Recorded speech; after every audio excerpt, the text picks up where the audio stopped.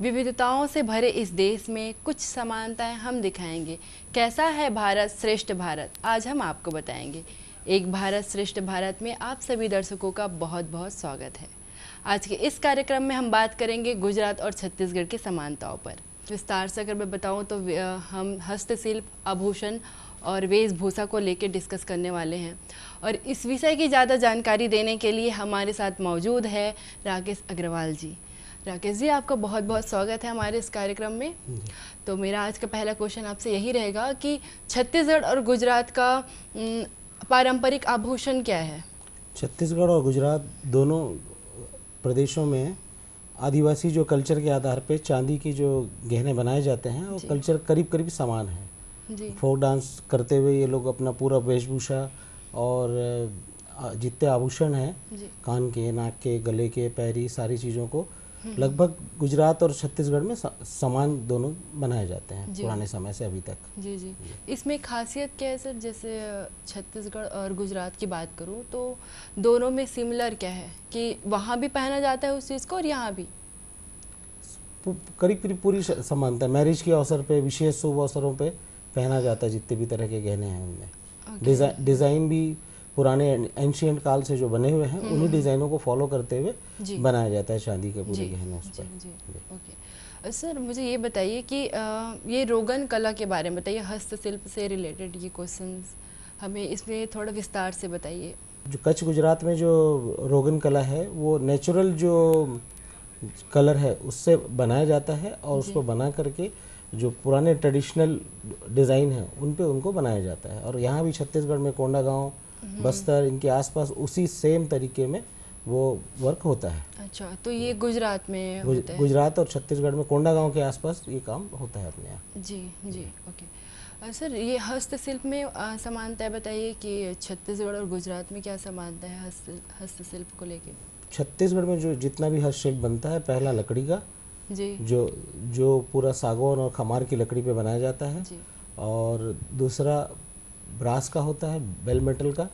वो tribal culture के आधार पे जिस टाइम में पूरा घोटुल का जो सीन होता है, पूरा विलेज डांस करता है, खुशी मनाता है और वीकली लोग ऑर्गेनाइज करते हैं, उस टाइम पे पूरा जितने आभूषण है वो पहन करके वो ग्रुप डांस वगैरह करते हैं। और जिस तरह 5 स्टार पार्टियाँ होती है वैसा गांव में घोटुल का आयोजन रात के टाइम पे किया जाता है।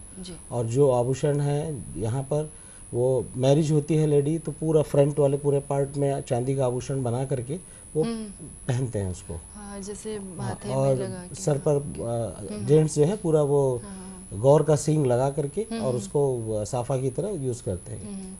ये और बस्तर ये तो हो गया हमारे बस्तर का। यही सेम कल्चर गुजरात में जितने वहाँ की जो ट्राइबल हैं वो उसी तरह से वो कॉटन के ड्रेस, चांदी के गहने ये पहन करके डांस करते हैं। गरबा के समय है, विशेष ओकेशन में है, वो उस टाइम पे वो लोग पहनते हैं। जी जी जी।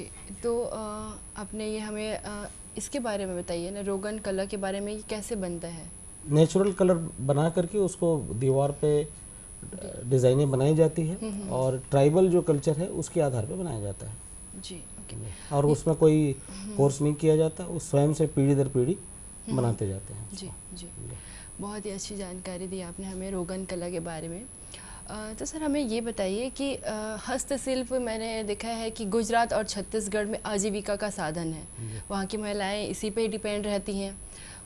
तो इसको बढ़ावा देने के लिए गवर्नमेंट की तरफ से क्या प्लानिंग या क्या योजनाएं चल रही हैं? भारत सरकार की तरफ से आर्टिसन क्रेडिट कार्ड के नाम से 3 लाख रुपए तक का बिना कोई सिक्योरिटी का उनको लोन दिया जाता है कारीगरों को। वो अगले 3 वर्षों में उनको जमा करना होता है, कोई ब्याज नहीं है। ब्याज की सब्सिडी खादी ग्रामोद्योग कमीशन है भारत सरकार का, वो प्रोवाइड करती है और उसको भी बढ़ा करके 2 करोड़ तक का कर दिया गया है जी। उसमें किसी भी प्रकार का कोलेट्रल नहीं है, कोई भी प्रकार का उनको प्रतिभूति नहीं रखना है जी। और उस हर शिल्प के निर्माण से विक्रय तक, विदेशों तक जाने के लिए भारत सरकार ने, छत्तीसगढ़ शासन ने अलग अलग योजनाएं बनाई हैं। मार्केटिंग की भी योजना है, मैन्युफैक्चरिंग की है और कॉमन फैसिलिटी सेंटर भी छत्तीसगढ़ में भी काफ़ी बना हुआ है। उस पर शिल्पी आते हैं, सुबह काम करके शाम को अपना जा सकते हैं। उनको ना बिजली लगना है, कच्चा माल के लिए भी रॉ मटेरियल बैंक की स्कीम है, उसमें भी भारत सरकार की स्कीम है और राज्य शासन के साथ सहभागिता के साथ काम कर रहे हैं। जी, तो इसमें युवा वर्ग के लोगों के लिए भी कुछ स्कोप है सर? युवा वर्ग के लोगों को भारत सरकार ने जयपुर में कला के इसमें डिग्री कोर्स है 3 वर्षों का, उसको स्पॉन्सर करके वहाँ पर उनको बैचलर ऑफ फाइन आर्ट्स का कोर्स करा रही है, जिसका लगभग 8 लाख रुपए फीस होता है। वो पूरा छत्तीसगढ़ शासन वहन कर रही है और उसके बाद इसको रोजगार देने का भी काम छत्तीसगढ़ शासन कर रही है। बहुत अच्छी बात है। तो ये हमारे युवा वर्ग के लोगों के लिए बहुत ही बड़ी बात है, अच्छी बात है। विदेशों में भी जब जाया जाता है इसको विक्रय करने के लिए, तो मार्केटिंग डेवलपमेंट असिस्टेंस करके स्कीम है गवर्नमेंट की, उसमें ये होता है कुछ जिन जिन देशों से भारत सरकार का एग्रीमेंट है, टाई अप है, व्यापार का प्रमोशन है, वहाँ 75 से 90% तक का सब्सिडी देती है यात्रा से लेकर के वहाँ प्रदर्शनी में भाग लेने के लिए। और ऑर्डर लेने के बाद 6 महीने के अंतराल में शून्य ब्याज पे ECGC करके स्कीम है गवर्नमेंट की, उसके तहत भारत सरकार उसको पैसे देती है और छत्तीसगढ़ शासन की सहभागिता में बैंकों से मिल जाता है, बहुत आसान शर्तों पर ऋण मिल जाता है। अच्छा जी, और ये मुझे खादी वस्त्र के बारे में कुछ डिटेल बताइए। खादी वस्त्र हमारे यहाँ पूरे छत्तीसगढ़ में बस्तर और चांपा 2 जगह, चांपा में रेशम का भी बनता है और खादी और कॉटन के भी बनते हैं वहाँ पर। बस्तर में भी बनता है, कोसा सेंटर था और काफ़ी बड़ी मात्रा में खादी कोसा का दोनों का कपड़ा हमारे यहाँ बनाया जाता है और बनने के बाद उसके ड्रेस मटेरियल में उपयोग है उसका, और साड़ी के रूप में है, साड़ी में बस्तर आर्ट का पेंटिंग भी बनाया जाता है और यहाँ से विदेशों में काफ़ी मांग है। विदेशों में हम लोगों ने भी पूरा शिल्पियों का समूह बना करके करीब 2002 से हम विदेशों में निर्यात कर रहे हैं जी। ये खादी वस्त्र, हाँ खादी वस्त्र भी और हैंडीक्राफ्ट और फर्नीचर पूरा अमेरिका, UK सब जगह जा रहे हैं। और इनको बनाने वाले जो भी शिल्पी हैं वो बस्तर से ही हैं और दोनों मतलब बनाने वाले सब शिल्पी बस्तर से ही और बना करके उसको भेजा जा रहा है जी।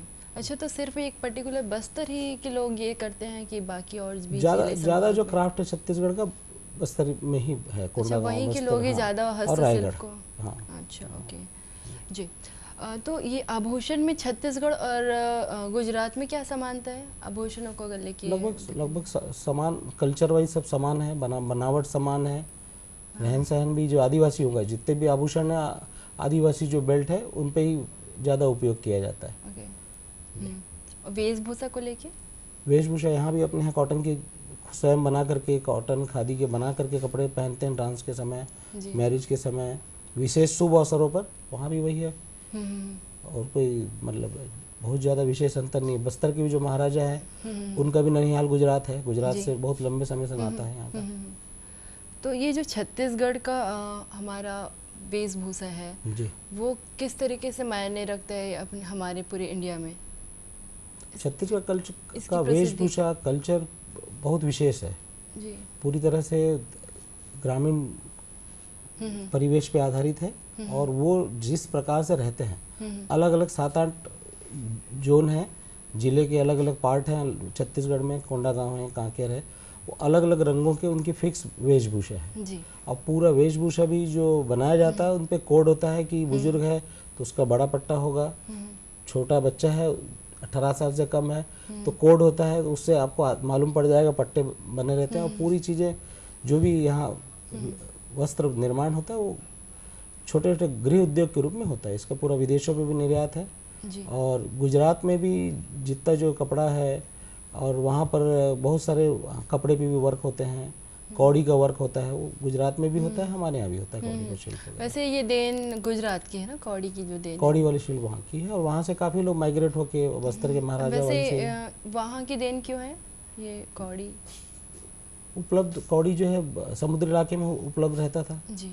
या हमारे यहाँ तो समुद्र है नहीं, है ना, रॉ मटेरियल, और वहाँ से लोग माइग्रेट होकर के पूरे प्रदेश में काफ़ी संख्या में गुजरात के भी लोग हैं छोटे छोटे जगहों में जी। तो इसमें युवा वर्ग को हमारे पारंपरिक आभूषण के बारे में बहुत कम जानकारी है, ऐसा क्यों? क्योंकि यहाँ पर ऐसा कोई बड़ा कोई केंद्र बना हुआ नहीं है जहाँ पर उस आभूषणों का डिस्प्ले हो, किस किस प्रकार से क्रमशः अलग अलग डिज़ाइनों का क्या महत्व है, डिज़ाइन का कोई प्रॉपर बड़ा कोई सेंटर नहीं है। भारत सरकार की स्कीमें हैं, लेकिन जितना यहाँ लोगों को अवेयरनेस होना चाहिए वो उपलब्धता नहीं है। हम एक्सपोर्ट प्रमोशन काउंसिल हैंडीक्राफ्ट के भी राज्य समन्वयक हैं, उनका भी एक बड़ा कोई सेंटर यहाँ खुलने का है। वो खुलने के बाद डिज़ाइन, मार्केटिंग और निर्यात, ये तीनों पे फोकस रहेगा। और कमी यहाँ कुछ भी नहीं है, जो छोटे छोटे डिज़ाइन की जानकारी और मार्केट की जानकारी की कमी है। और इंटरनेट की तरक्की होने से, संपर्क का माध्यम, अन्य जो इलेक्ट्रॉनिक माध्यम से काफ़ी कुछ फ़र्क आया है और धीरे धीरे बढ़ ही रहा है। नुकसान मतलब युवाओं में रुझान बढ़ा है जी, लेकिन फाइनेंस की उपलब्धता और उनकी कनेक्टिविटी, इसकी वजह से थोड़ा सा पीछे है। तो क्या कहना चाहेंगे युवा वर्ग को कि हमें वेशभूषा और आभूषण के बारे में नॉलेज होनी चाहिए, हमारी पारंपरिक है ये। तो जितने भी अपने युवा वर्ग हैं उनको, राजधानी है रायपुर, यहाँ पर कोई छत्तीसगढ़ हाट के नाम से काफ़ी बड़ा एरिया बनाया हुआ है, वहाँ कुछ कार्यक्रम हैं, उन पे भाग लें। बैंकों पे सारी स्कीमें उपलब्ध है, ऑनलाइन मिनिस्ट्री ऑफ टेक्सटाइल के अंडर में आता है जी। उनकी वेबसाइट पे भी जितनी स्कीमें हैं, शुरू से लास्ट तक का, 5 वर्षों तक का, शिशु से पूरा बड़े होते तक का, सरकार उसमें मदद करती है। ये गुजरात का कच्छ जिले में चांदी के आभूषण काफ़ी प्रसिद्ध है, इसके बारे में मुझे बताइए। जो लोग अपने हिसाब से आभूषणों का निर्माण करते हैं, सेम वैसे ही यहाँ पर छत्तीसगढ़ में बनता है। छत्तीसगढ़ी लोग भी पहनते हैं, बस्तर के आदिवासी भी पहनते हैं। अच्छा, क्यों प्रसिद्ध है ये चांदी के आभूषण? पुरानी जितने भी समय, राजस्थान, गुजरात, चांदी ही पहला माध्यम था इस धन को स्टोरेज करने का, आभूषणों के माध्यम से स्टोर किया जाता था। और कल्चर आधारित अलग अलग क्षेत्रों में अलग अलग बनाया जाता है। जी, तो गवर्नमेंट की तरफ से और क्या योजनाएं चल रही है सर? बहुत सारी योजनाएं हैं मैडम, हर शुरुआत से लेकर के, मतलब पहला योजना है कि आप घर से निकलते हैं तो पहला ज़रूरत होता है कि कच्चा माल। जी। कच्चा माल के साथ साथ होता है कि इसकी मार्केट में डिमांड क्या है, कनेक्टिविटी क्या है।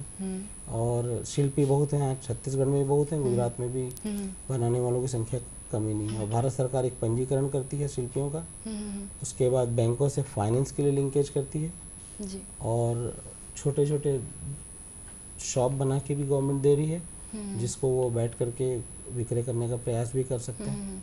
और आने जाने से लेकर के प्रदर्शनियों में जाने आने में भी छत्तीसगढ़ सरकार और भारत सरकार भी काफ़ी उसमें खर्च करती है। आने जाने का पैसा निःशुल्क होता है पूरा, जी, TADA के फॉर्मेट में देती है गवर्नमेंट। अच्छा जी। प्राचीन समय से लेके अब तक ये आभूषणों में और वेशभूषा में क्या बदलाव आए हैं? कोई बदलाव नहीं है, सिर्फ बनाने के तरीके और उसका प्रेजेंटेशन में अंतर आया, बाकी कोई बदलाव नहीं आया। जो डिज़ाइन, जो पुरानी डिज़ाइनिंग चल रही थी, उसी डिज़ाइन को वापस 15-20 साल, 25 सालों में वापस वो डिज़ाइन वापस रिपीट हो रहा है।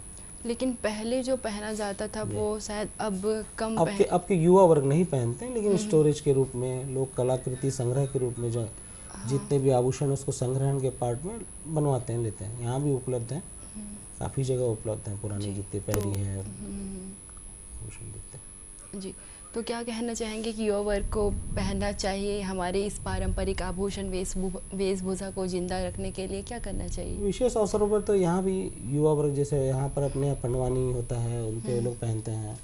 मैरिज वगैरह के अवसर होते हैं, उस पर पहना जाता है। विदेशों पे लोग जाते हैं, वो अभी भी प्रधानमंत्री मोदी जी गए तो विदेशों में भी जो लोग हैं वो यहाँ के आभूषणों को, डांस को, कल्चर को वहाँ फॉलो करते हैं और इसको व्यापार के रूप में भी, और पुरानी जो हमारी परंपरा है उनको पुनर्जीवित या जीवित रखने के लिए भी लोग प्रयासरत हैं।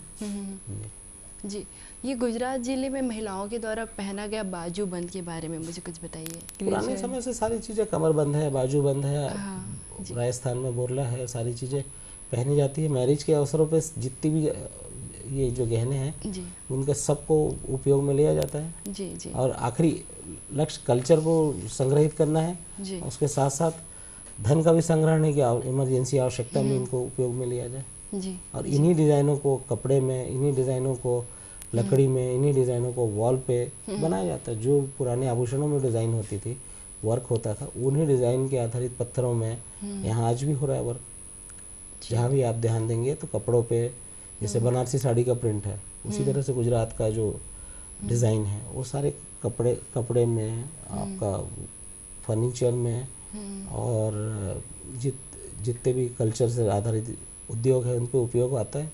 पुरानी जितने डिज़ाइन हैं जी। और इसका बहुत बड़ा अभी आसान माध्यम है कि इंटरनेट के माध्यम से काफ़ी डिज़ाइन है, बहुत सारी साइटें, हेरिटेज साइटें उपलब्ध है जिन पर जानकारी लेते हुए युवा रोजगार के रूप में उसको उपयोग कर सकते हैं। कंप्यूटर में भी जो डिज़ाइन फिजिकली दिख रहा है, स्कैन करके फ़ोटो खींच के एक सिंगल बटन से लाइन स्केच बन जाता है, उसको बना करके आप आगे उसको व्यवसाय के रूप में कर सकते हैं। मतलब युवा वर्ग के लोगों के लिए काफ़ी अच्छा ये काम है। हस्तशिल्प से वो बहुत ही अच्छा अपना स्कोप बना सकते हैं इस लाइन पे। हम लोग 26 वर्षों से इस काम को कर रहे हैं। हम स्वयं बस्तर से ही हैं और वहाँ पर अलग अलग एरिया में अलग अलग तरह के काम हैं और इसके पूरे प्रोमोटर गुजरात के ही लोग हैं। जी, बहुत बहुत शुक्रिया सर, आपने बहुत ही अच्छी जानकारी हमें दी। उम्मीद है दोस्तों आप सभी को हमारा यह कार्यक्रम बहुत पसंद आया हो। इसी उम्मीद के साथ कि होगी आपसे मुलाकात, दीजिए इजाज़त, नमस्कार।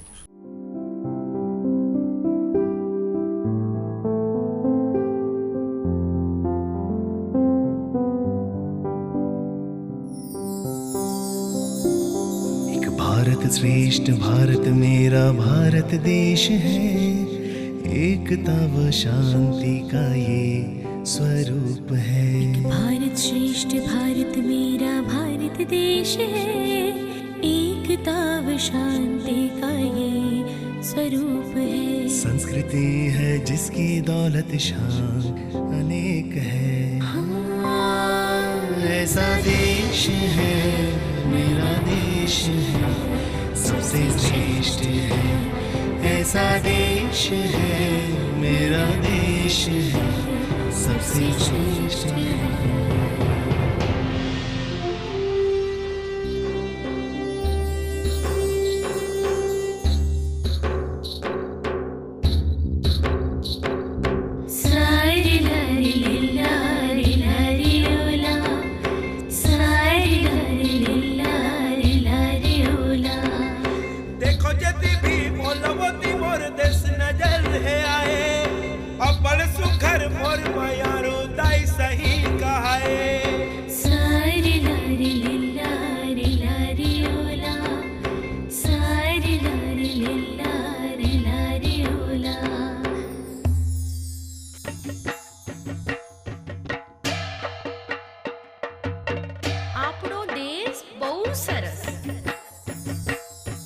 जाति धर्मों को जोड़ता दुनिया में जिसका विवेक है, सादा जीवन उच्च विचार देता जिसका वेश है।